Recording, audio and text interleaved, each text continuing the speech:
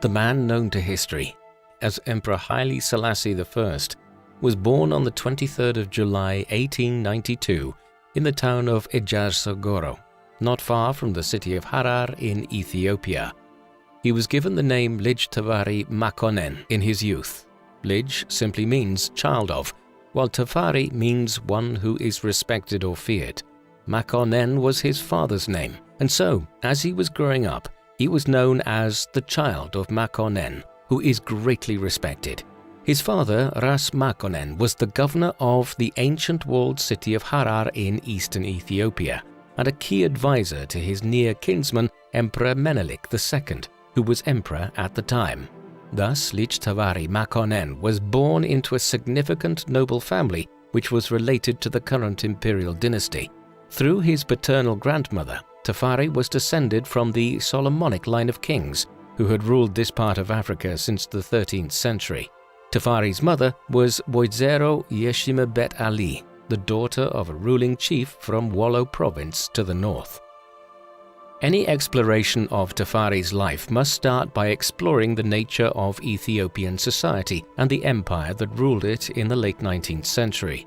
Ethiopia and the wider Horn of Africa have a unique history. 1700 years ago, when the Roman Empire ruled all of North Africa, Roman Egypt emerged as a major early center of Christianity in the eastern Mediterranean. Soon, the new religion spread south beyond the borders of the Roman Empire, down the River Nile and the coast of the Red Sea. It gained many adherents in what is now Ethiopia, which effectively became a Christian country. However, with the Arab conquests of the Middle East and North Africa in the 7th century AD, Ethiopia was effectively cut off from the rest of the Christian world, but it did not convert to Islam.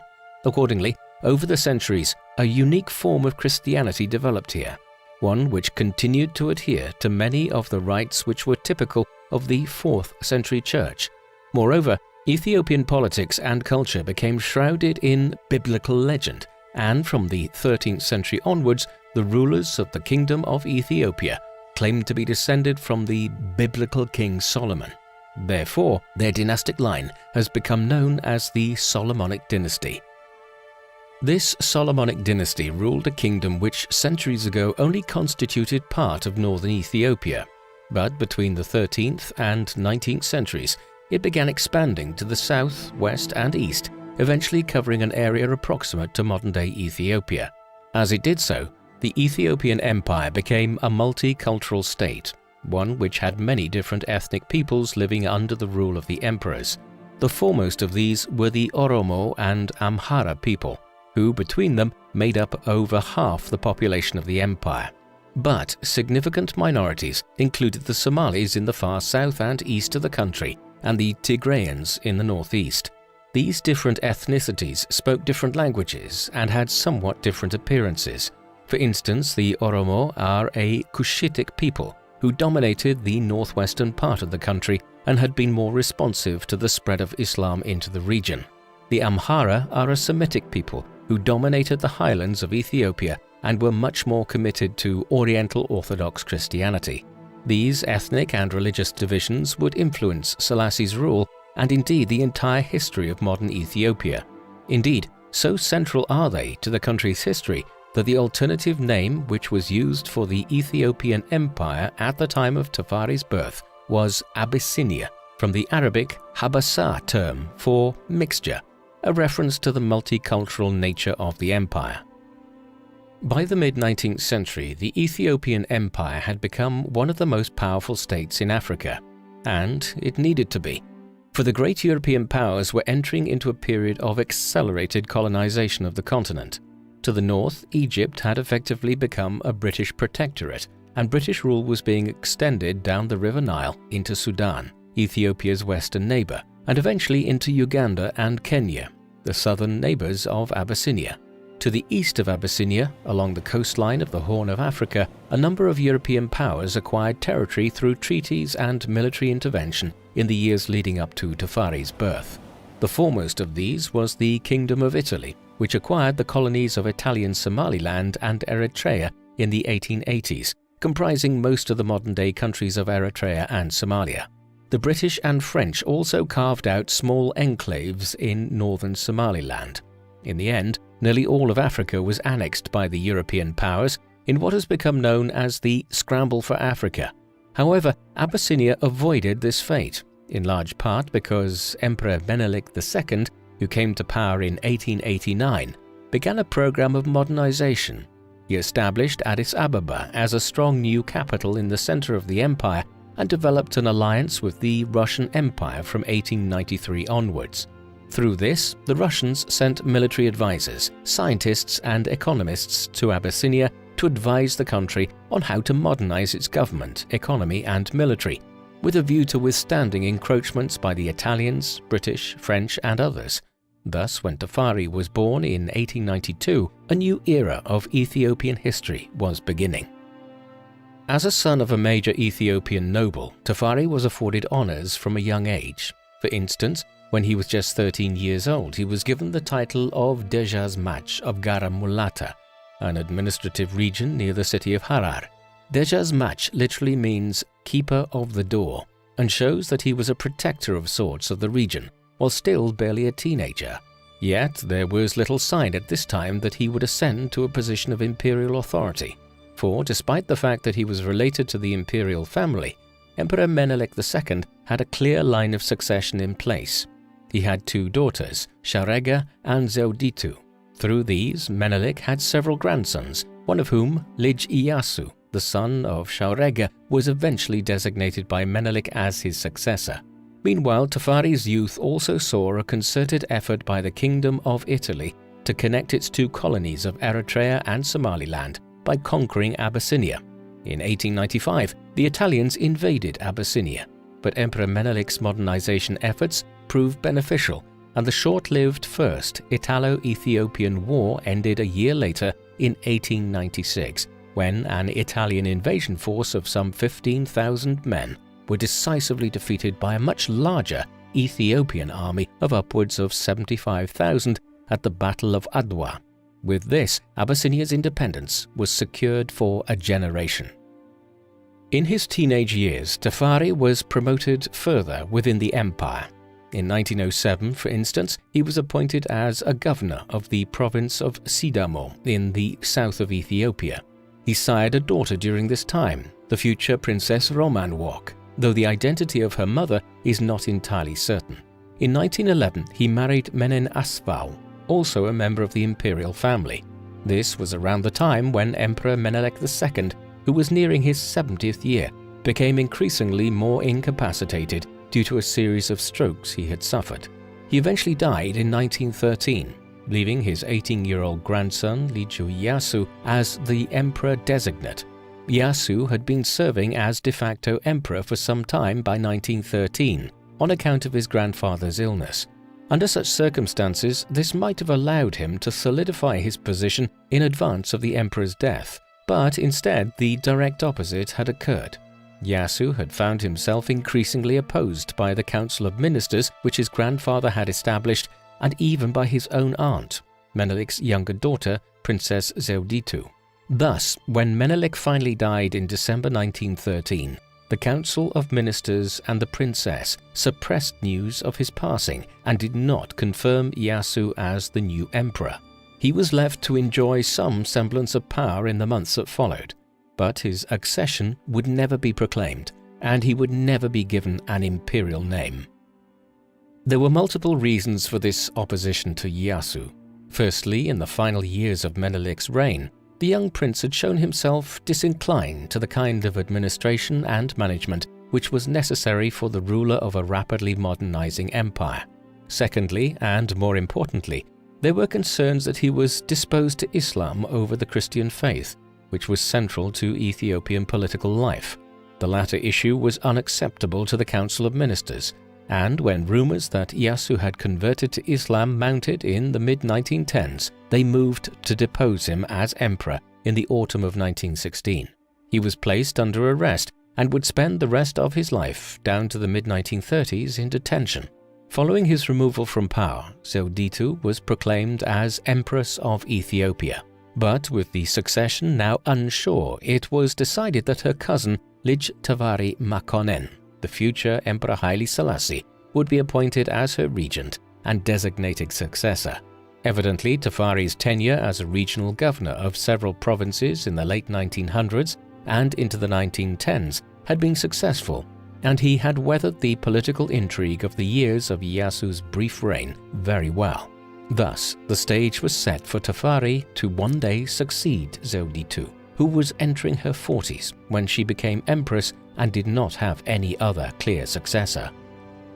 In the years that followed, a clear delineation developed within the government of Abyssinia between Empress Zewditu and the regent Tafari. She was a traditionalist and a conservative ruler, while he was following the path hewn by Emperor Menelik II in wishing to modernize Ethiopia.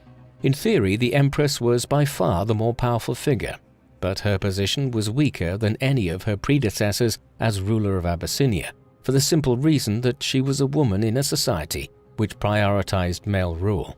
As such, Tafari was able to claim a great deal more influence than would have been typical of the power dynamic between them in most other circumstances. Both had their factions. She was favored by the Ethiopian Church, which looked kindly on her conservative values, while Tafari was supported by a clear majority of the Council of Ministers. Eventually, in the course of the 1920s, he emerged as the more powerful figure, and long before her rule would end, Zewditu had begun to withdraw from government and allowed Tafari to continue his modernization efforts in the 1920s. The modernization program which was implemented in the 1920s was multifaceted. Much of it centered on trying to modernize the government and administration of Abyssinia to make it more like those of the European powers. There was a precedent for this. The non-European power which had modernized most effectively in the 19th century was the Empire of Japan. It had done so by adopting Western methods and had thus resisted Western encroachments and established itself as a major power itself in the Far East by the 1920s. Abyssinia aimed to at least partially emulate this approach. Thus, a Western-style government was established by Tafari, one with ministers responsible for individual aspects of governance. In tandem, there was a move away from the feudal nature of Ethiopian government to a political system where individuals were promoted based on their abilities rather than their noble rank. Finally, Abyssinia applied for membership in the newly established League of Nations, a forerunner of the United Nations. It became a member in 1923, one of the few non-Western nations to ever become a member of the League.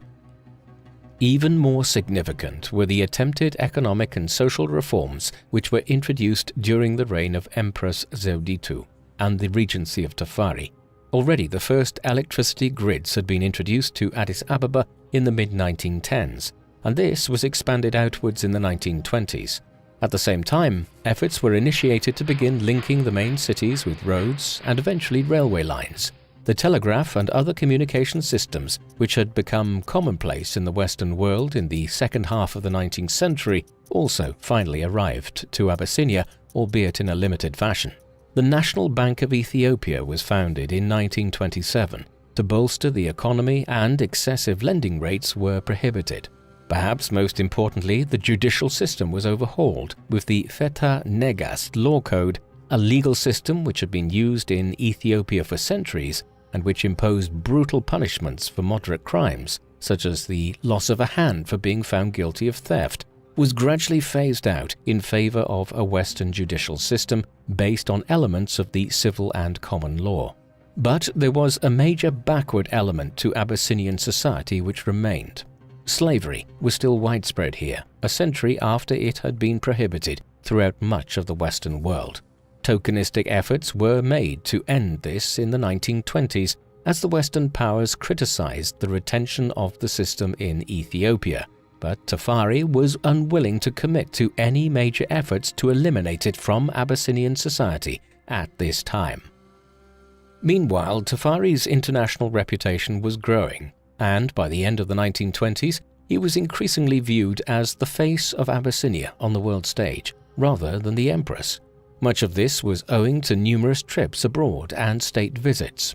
For instance, in 1924, he undertook a tour of numerous foreign capitals and major cities with other members of the extended imperial family and the government. This was a fact-finding mission as much as anything else, as Tafari and others sought to gain from direct experience of the Western societies they were attempting to emulate.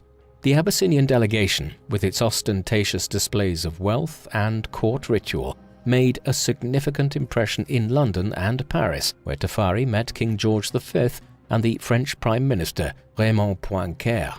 Another significant goal of this foreign tour was to try to convince the British and French governments to provide Abyssinia with access to the Red Sea by surrendering some territory in its colonial enclaves in Somaliland. Elsewhere, in the Middle East and North Africa, Tafari was greeted warmly as the all-but head of state of virtually the only African nation which had withstood European colonization in the 19th century.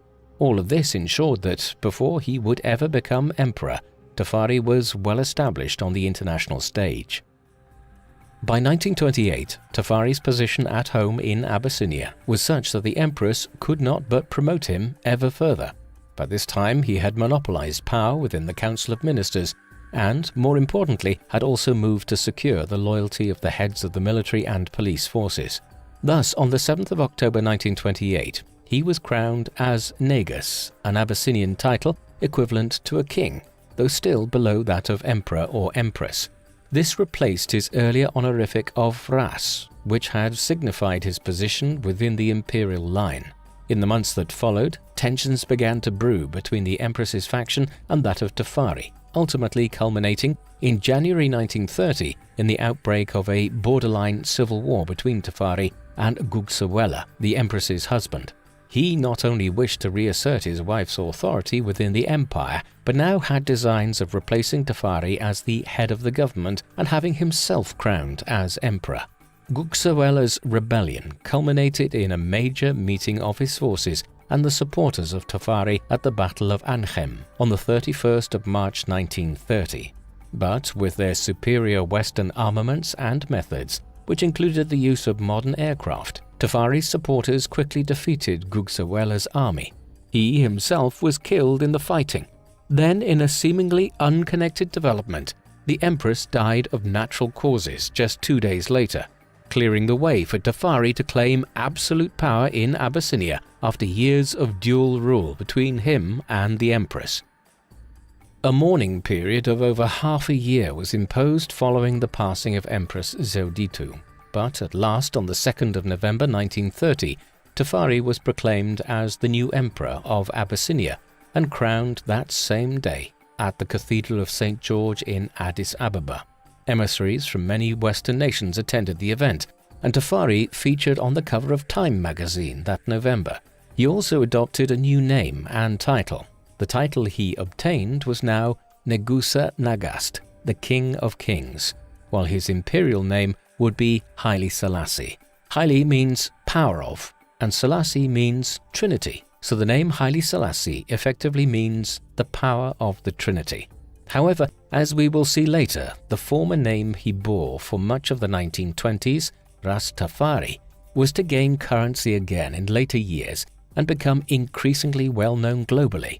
More immediately, in the early 1930s, just after his accession as Emperor Haile Selassie I, the new ruler of Ethiopia quickly oversaw the introduction of Ethiopia's first modern constitution in 1931.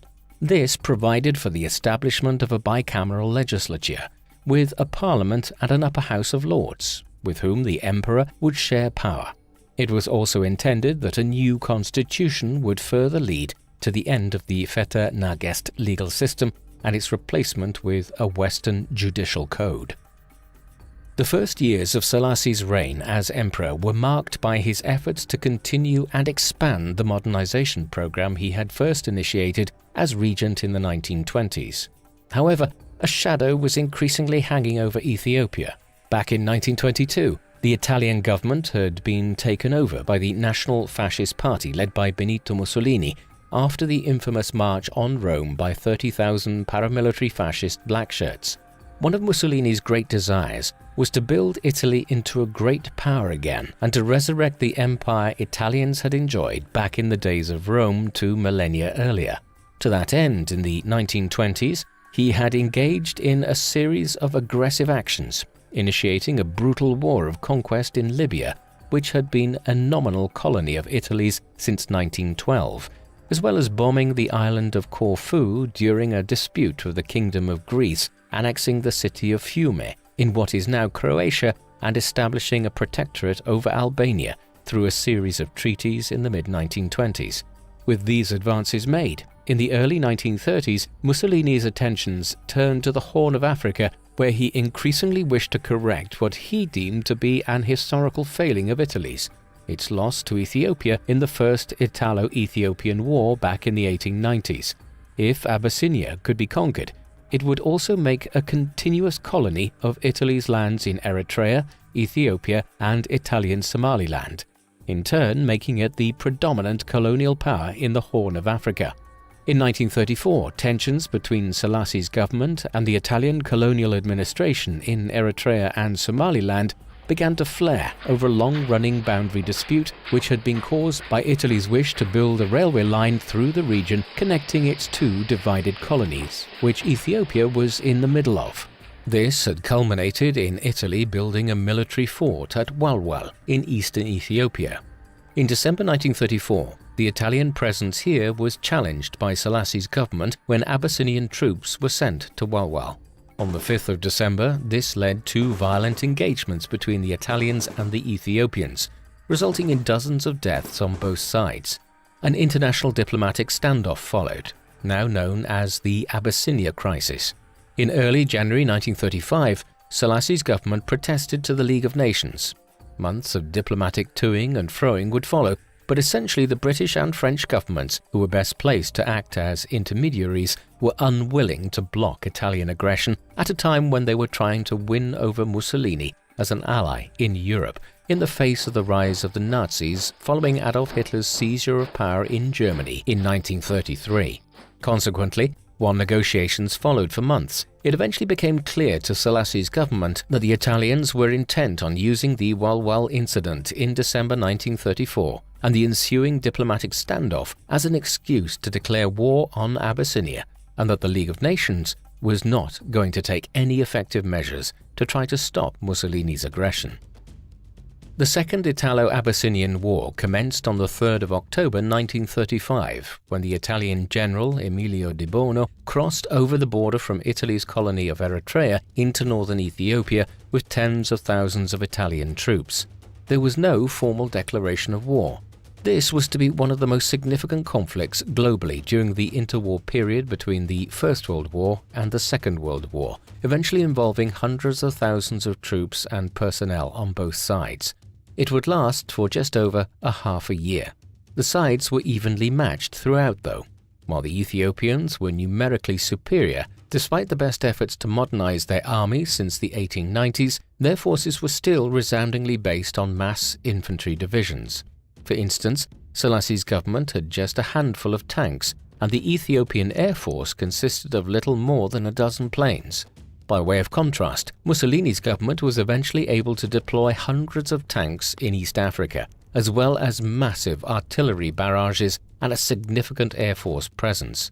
Thus, while the Italian army would be shown in later years to be enormously deficient in European terms, the war, which was initiated in the autumn of 1935, was clearly a David versus Goliath type conflict, in which the Italians had the upper hand in a way which they had not back in 1895 when the First Italo-Ethiopian War was launched. In response to the invasion of Abyssinia, the League of Nations sanctioned Italy on the 7th of October 1935, 4 days after the initial incursion by de Bono's troops. The two primary countries within the League to whom the responsibility fell for challenging the Italian government's actions were Britain and France, who were the foremost colonial powers across the African continent and who had colonies nearby themselves in Somaliland and all across Ethiopia's western and southern borders, in Sudan and Kenya in the case of Britain.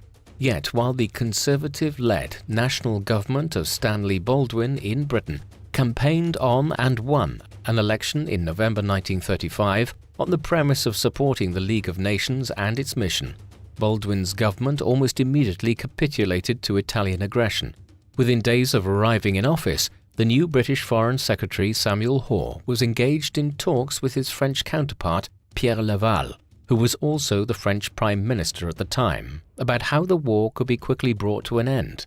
Here, the desire to appease Italy and prevent it from drifting closer to Nazi Germany was paramount, and the Hoare-Laval Pact, details of which were leaked by the British press in early December, effectively outlined a plan whereby Abyssinia would lose roughly half of its territory to Italy, allowing the Italians to connect their colonies of Eritrea and Somaliland.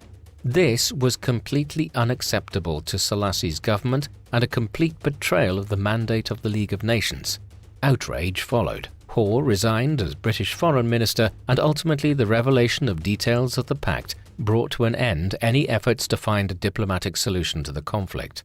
The Hoare-Laval Pact and the wider Abyssinia crisis is generally seen as also sounding the death knell of the League of Nations, an institution which had now conclusively proven its inability to prevent aggressive nations like Italy and the Empire of Japan from invading its enemies with no justification. With the termination of diplomatic negotiations in December 1935, the war intensified on the ground in Abyssinia. By now, the Ethiopian government was making preparations for its own counter-offensive against the Italian incursion in the north. This was led by Selassie in person and had hoped to sever the Italian lines of communication and launch a counter-invasion of Eritrea.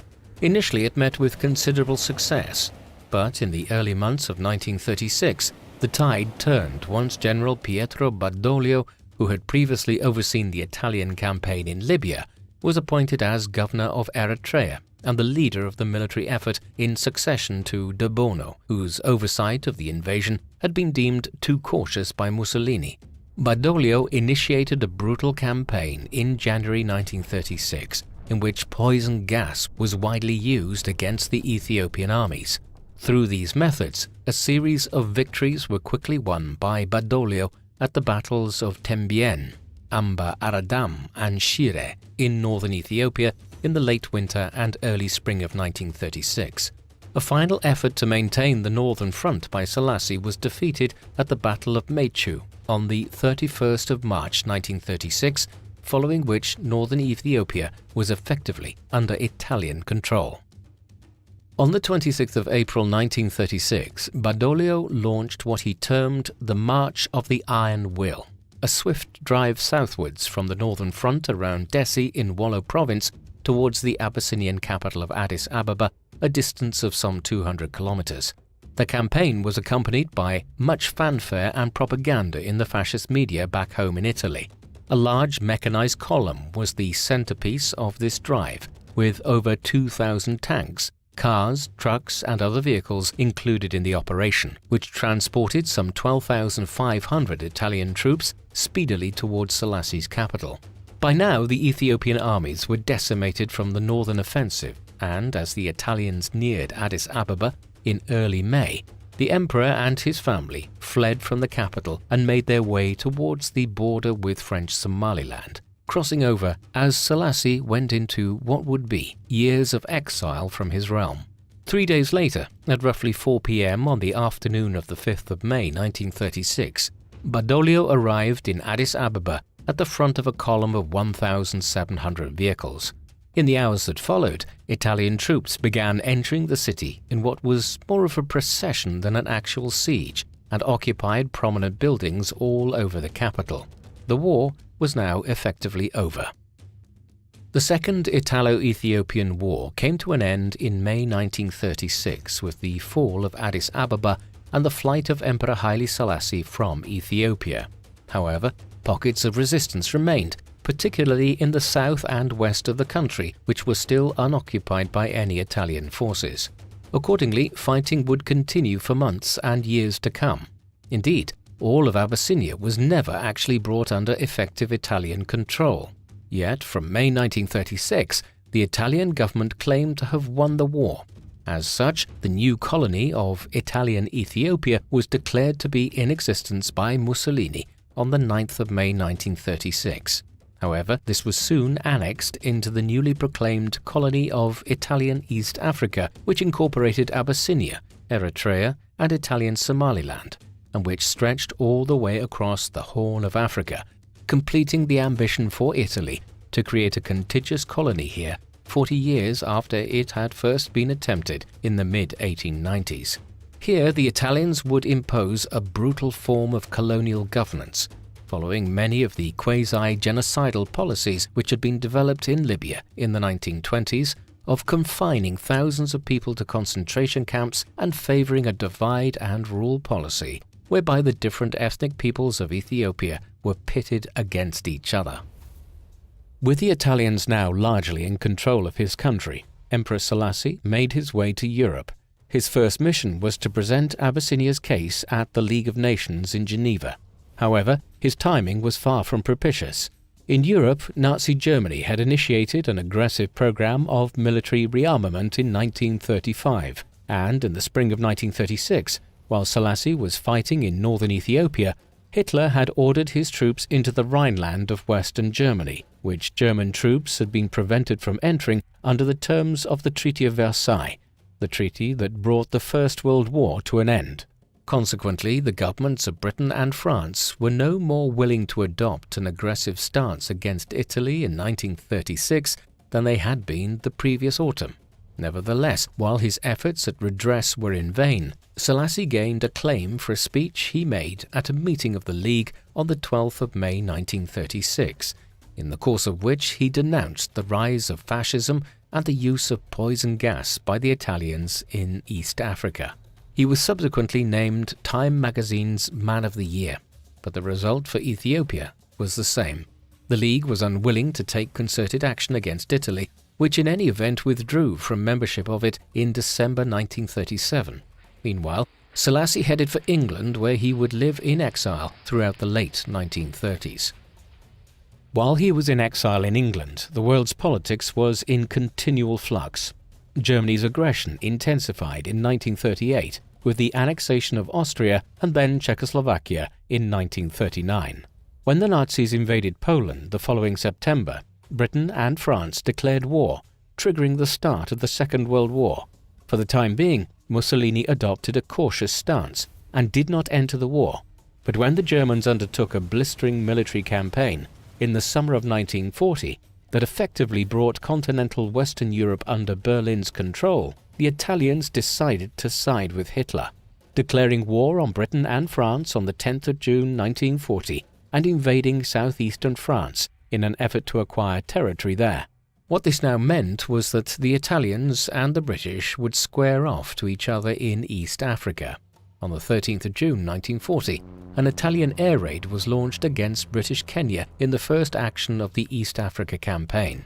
This was all part of a wider Italian initiative to conquer Britain's colonies in Egypt and Sudan, and thus unite Italian East Africa with Italy's growing expanse of territory in North Africa. At first, these campaigns proceeded well for Mussolini, but by early 1941, the weaknesses of the Italian military were becoming wholly apparent. Early in 1941, with Italian operations in the Sahara Desert faltering, Mussolini called on Hitler for aid.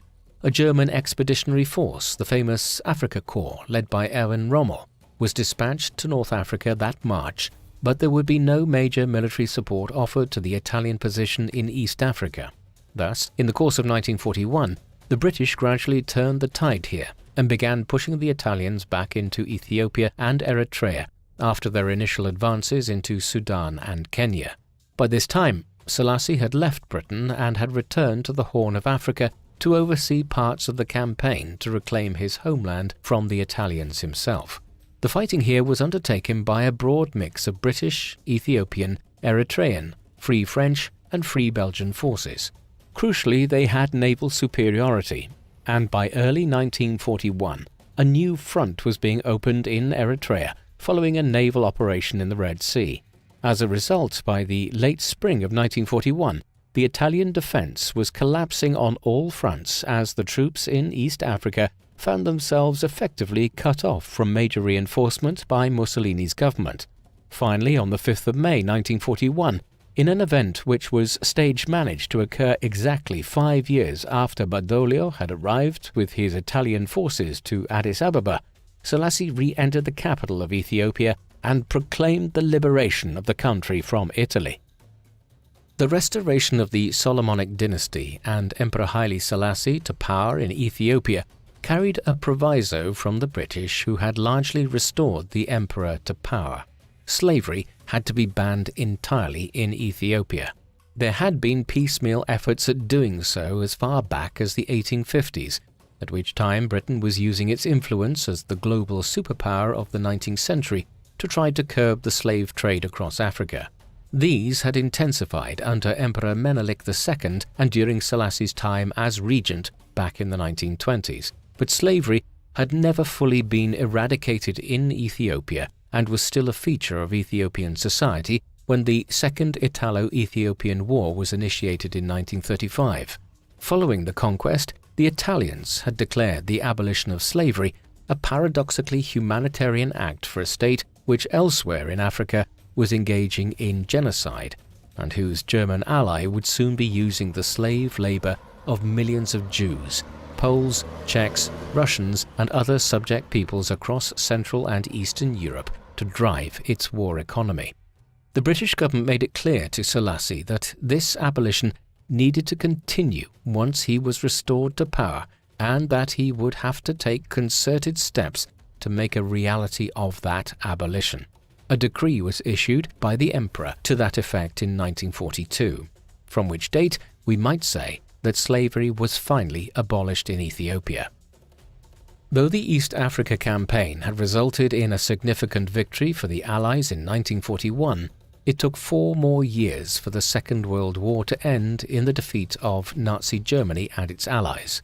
When it did, the League of Nations was succeeded by the United Nations, which Ethiopia became a charter member of in 1948.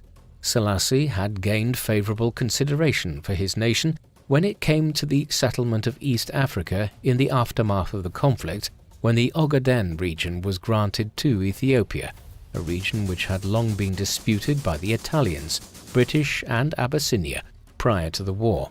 Selassie's main concern during these years was to continue the modernization of his country. Considerable strides had been made in doing so in the 1920s and 1930s, but there were still deeply entrenched vested interests in the country within the nobility and the church, which were resistant to too much change occurring too rapidly. Selassie was determined to accelerate the pace of change as the war came to an end in the mid-1940s. Eventually, this would result in 1955 with a revised constitution, which moved beyond the Constitution of 1931 and incorporated elements of the US Constitution. However, in practice, the election of parliamentary delegates remained in the hands of the nobility and other powerful bodies, and Ethiopia certainly did not become a Western-style democracy under Selassie's rule in the post-war years. Many controversial issues began to arise in Ethiopia in the post-war period, particularly so during the 1950s. One of these concerned one of the former Italian colonies, Eritrea. This small northern neighbor of Ethiopia's had been placed under British administration following the conclusion of the East Africa Campaign in 1941. In the aftermath of the war, the Allied powers were in favor of Ethiopia's claims to Eritrea, though a small section of the west of the colony was to be joined to British Sudan. Accordingly, when British rule of Eritrea came to an end in the early 1950s, the country was joined with Ethiopia. But this was to be a federal union in which Eritrea retained its own identity and had certain devolved powers held in the hands of its own government. Selassie, though, was determined to bring Eritrea, which provided Ethiopia with access to the Red Sea, under greater centralized control. To this end, in 1962, he dissolved the independent Eritrean parliament and annexed the country.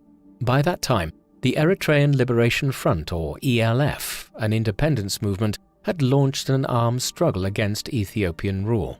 The Eritrean War of Independence would continue for the next 30 years, with the conflict becoming a front in the Cold War as the ELF and other independence movements drifted into the Soviet bloc in order to acquire military aid from the USSR, Cuba, and others. The Eritrean War of Independence was not the only conflict which Emperor Selassie's government faced. Ethnic tensions were also becoming more severe in the 1950s and 1960s. Ethiopia is a nation with approximately 80 different ethnic groups. The empire had effectively been formed through conquest over several centuries, and this had resulted in many ethnic groups remaining unreconciled to the dominance of Ethiopia, above all by the Oromo and Amhara peoples, who made up over half of the country's population. Selassie himself was of Oromo descent. The solution which was favored by Selassie and the Ethiopian government to this situation in the post-war period was to foster the concept of ethnic federalism, whereby Ethiopia was divided into over a dozen major provinces in which different ethnicities predominated. However, rather than fixing the ethnic problem, this fueled it, ensuring that many Oromo, Amhara, Tigrayans, Somalis, and others continued to shape their identity around their ethnicities rather than their shared identity as Ethiopians. This was already causing unrest in the country during Selassie's reign, but as we will see, this has been compounded in more recent times. Of all the ethnic peoples of Ethiopia, those who were most antagonistic to the government were the Tigrayans, who constituted a sizable proportion of the overall population, roughly 7 or 8%, and were the dominant people in Tigray province in the north of the country. The antipathy of Selassie's government towards the Tigrayans was clear for all to see in the 1950s, as the imperial government persistently neglected the province despite mounting evidence of pressure on its resources and the possibility of famine as a result of the destruction of crops by locusts, drought, and disease, outbreaks of smallpox, typhus, and other high-mortality illnesses. When Tigray eventually did enter famine in 1958, the central government in Addis Ababa did very little to try to relieve the situation, leading to tens of thousands of deaths. Thereafter, a more concerted effort was made in 1959 to address the situation, with Selassie's government being provided with considerable aid from the administration of US President Dwight Eisenhower. Nevertheless, by the time the worst of the famine subsided in 1961, it is estimated that about 100,000 people had died in Tigray and surrounding regions, while renewed famine struck northern Ethiopia again in the mid-1960s. While Selassie's reign was increasingly being blackened by controversies at home, including famine in Tigray, a war of independence in Eritrea, and ethnic tensions within Ethiopia, Selassie and, by extension, Ethiopia continued to hold a position of considerable international respect. As one of the world's longest-serving heads of state, he was usually afforded a position of considerable preeminence at major international events, such as the funeral of President John F. Kennedy in Washington, D.C. in 1963, and of the former French President Charles de Gaulle in France in 1970. Ethiopia also supplied peace contingents to many areas of conflict, such as the Congo in the early 1960s, and became a prominent nation within the non-aligned movement of nations, which were not members of either NATO or the Warsaw Pact, the respective military alliances of the United States and the Soviet Union in the Cold War. Perhaps most significant of all in terms of international diplomacy at this time was Selassie's leading role in the establishment of the Organization of African Unity in 1963, the forerunner of the African Union. The headquarters of the Organization of African Unity was located in Addis Ababa for many years under Selassie's rule. Not only did Selassie continue to enjoy a vaunted reputation on the international stage in the second iteration of his reign after the Second World War, but he was viewed by many as a messianic character. In the 1930s, a new quasi-religion and social movement emerged in parts of Africa and the Caribbean, one which mixed elements of the Back to Africa movement, which proclaimed that people of African descent in the Americas would wish to return to the African continent now that slavery was at an end, and also Ethiopianism, a branch of Christian worship which had arisen in the late 19th century amongst African Christians, one which looked to the Ethiopian Church as a native Christian church within Africa, rather than having African Christians take their directives from European religious leaders in Rome, Canterbury, or elsewhere. This new movement combined specific belief in elements of biblical theology and a wide array of different social beliefs. It took its name from Selassie's regent title, dating from the 1920s, Rastafari. Thus, the new religion was known as Rastafarianism, and proponents of it viewed Selassie as a messiah, one who may be the second coming of Christ.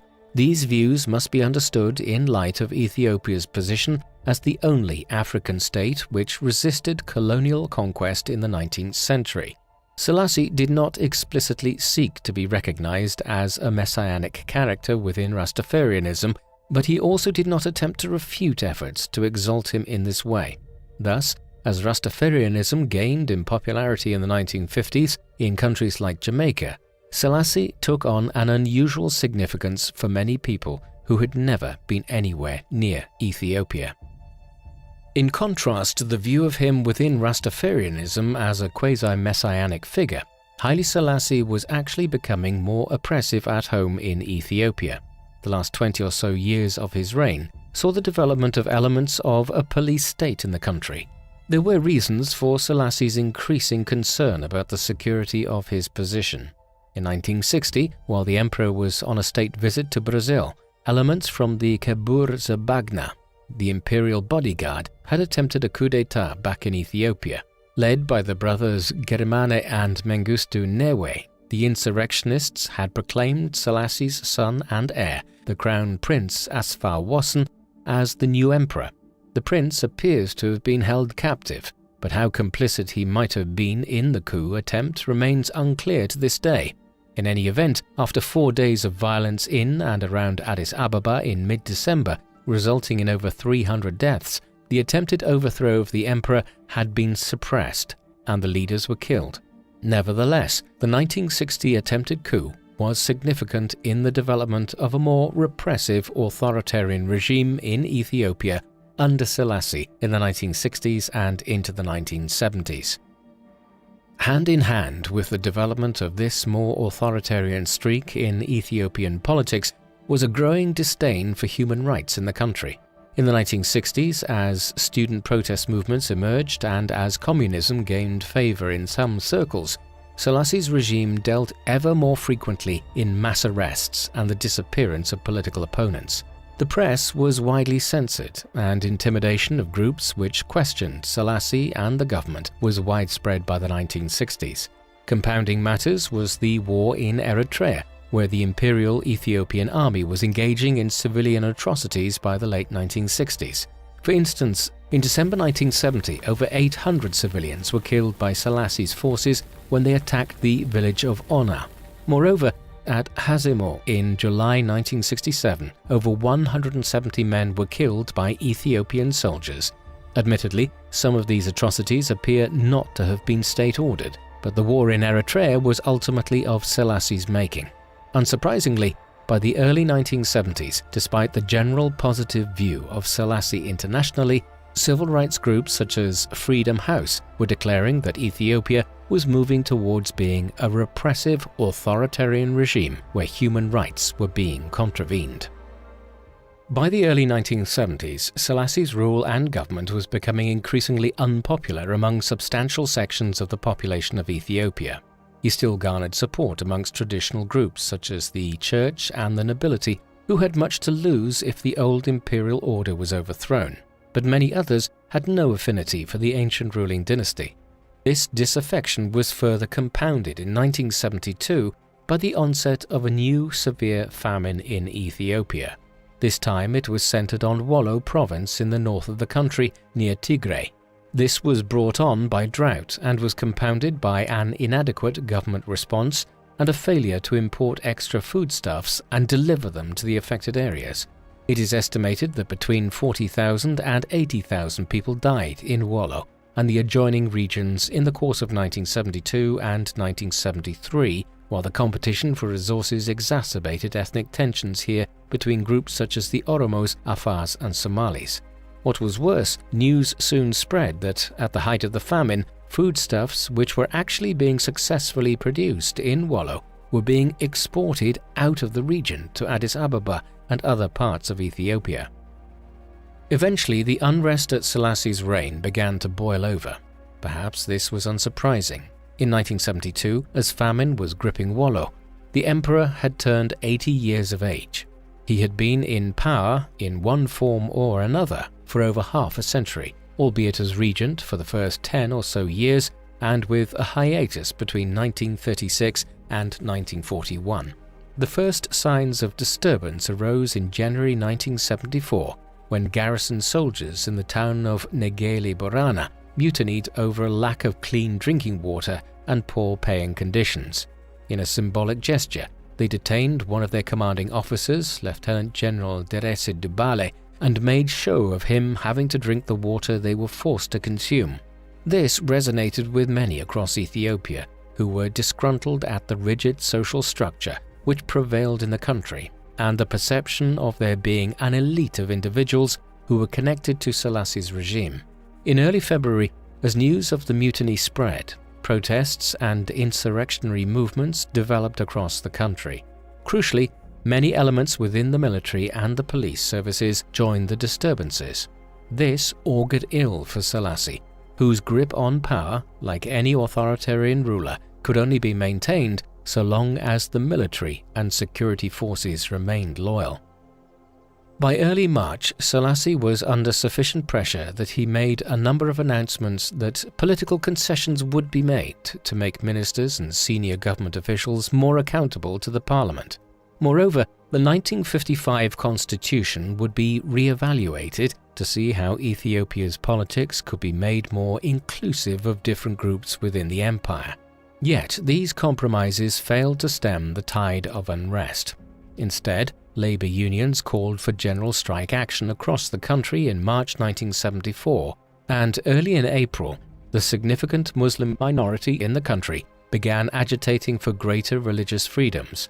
By that time, elements of the military were evidently in charge of much of the running of the government, and Selassie was losing control of the situation. However, it was not until June that the infamous Derg was set up. This was officially known as the Provisional Military Administrative Council and consisted of relatively low-ranking army officers and officials who effectively seized power in the summer of 1974. That summer, they began a campaign of arrests of prominent political figures and issued a manifesto of proposed reforms. Finally, on the 12th of September 1974, 44 years after he first became emperor and nearly 6 decades since his accession to a position of preeminence in Ethiopian politics, the Derg deposed Emperor Haile Selassie. Following his deposition, Selassie was placed under house arrest. His son, Crown Prince Asfar Wasson, who had been proclaimed as emperor by the leaders of the failed coup of 1960, was now again proclaimed by the Derg. He was not in Ethiopia at the time, and decreed that his father's deposition and the actions of the Provisional Military Administrative Council in proclaiming him as emperor were illegitimate. Accordingly, in March 1975, the Derg abolished the Ethiopian monarchy altogether, bringing the empire to an end and ushering in the creation of a new Ethiopian state. Meanwhile, the new military junta had spent much of the winter of 1974 and the spring of 1975 overseeing the execution of hundreds of those who were associated with the old imperial regime. This included some collateral members of the imperial family, notably Iskender Desta, a grandson of Selassie's, who had also been a prominent figure within the Ethiopian navy. The signs for the former emperor were ominous, and several months later, on the 28th of August 1975, state media announced that Selassie had died the previous day, the 27th of August. The official cause of death at 83 years of age was given as respiratory failure, but Selassie had almost certainly been strangled to death by Derg soldiers. His remains were interred under a concrete slab in the grounds of the imperial palace in Addis Ababa. They were only finally removed in 1992 and placed in Holy Trinity Cathedral in Addis Ababa, near those of his auspicious predecessor, Emperor Menelik II. By the time Selassie was killed, Ethiopia had descended into a long civil war from which it would not emerge until the early 1990s. The Derg established Ethiopia as a Soviet-aligned country, espousing Marxist-Leninist principles in the mid-1970s. It was opposed by rival revolutionary groups such as the Ethiopian People's Revolutionary Party and the Tigray People's Liberation Front. Compounding matters was the ongoing War of Independence in Eritrea, and from 1977 onwards, a further regional conflict as Ethiopia found itself at war with Somalia over possession of the province of Ogaden. In this morass of political conflicts, political violence amplified across the country, with tens of thousands being killed in the Red Terror unleashed by the Derg regime in the second half of the 1970s. By the 1980s, the Ethiopian Civil War was made even more traumatic by the arrival of new famines, the biggest wave coming between 1983 and 1985, in which upwards of 500,000 people perished. The fighting only eventually came to a conclusion in 1991, once the collapse of the Soviet Union ended the flow of weaponry into the Horn of Africa. By the time it ended, nearly 1.5 million people had died from the combined effects of military conflict, disease, and famine. The end of the Ethiopian Civil War in 1991 brought about a brief respite from the country's woes. A new constitution was established in the mid-1990s, while Eritrea finally gained its independence after 3 decades of fighting. There were then efforts to create an ethno-territorial federal state, where different ethnic groups had control over different provinces of the country where they were dominant. However, renewed problems soon arose. A new war erupted with Eritrea in 1998.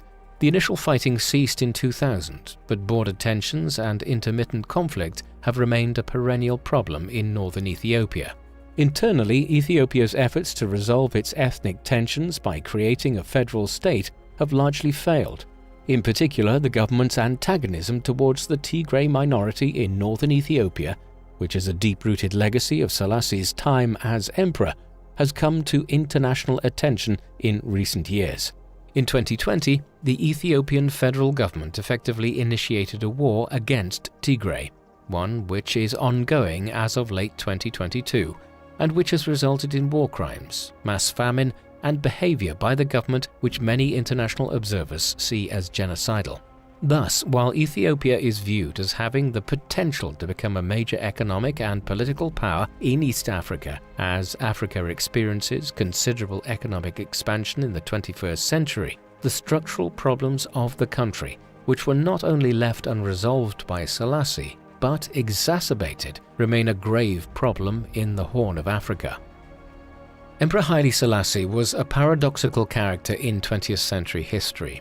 On the one hand, in the first half of his reign, he made major advances in modernizing Ethiopia even before he became emperor himself, while in the 1930s he emerged as a figurehead in opposition to the rise of fascism and brutality as the Italians invaded and conquered his nation.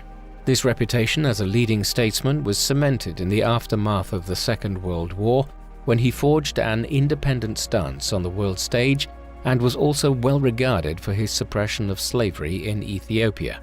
Overlying all of this is the most unusual position which he has acquired as a messianic character within Rastafarianism. However, Selassie also had many things which stand against him. His reign became increasingly autocratic in his later years, and there were manifold human rights abuses committed at home in Ethiopia between the 1950s and 1970s. Eventually, these resulted in revolution and his overthrow. Additionally, his handling of Eritrea's position resulted in a war which persisted for 30 years and after Selassie's own time. However, perhaps Selassie's greatest crime was in failing to reconcile the ethnic and religious differences of his nation during his long reign as both regent and emperor, which lasted over half a century. This failure has cast a long shadow over modern Ethiopia and continues to create problems in the Horn of Africa today. What do you think of Emperor Haile Selassie? Do you think his deposition by the Italians in the 1930s created undue sympathy for him, which has caused popular opinion to overlook his own crimes? Please let us know in the comments section, and in the meantime, thank you very much for watching.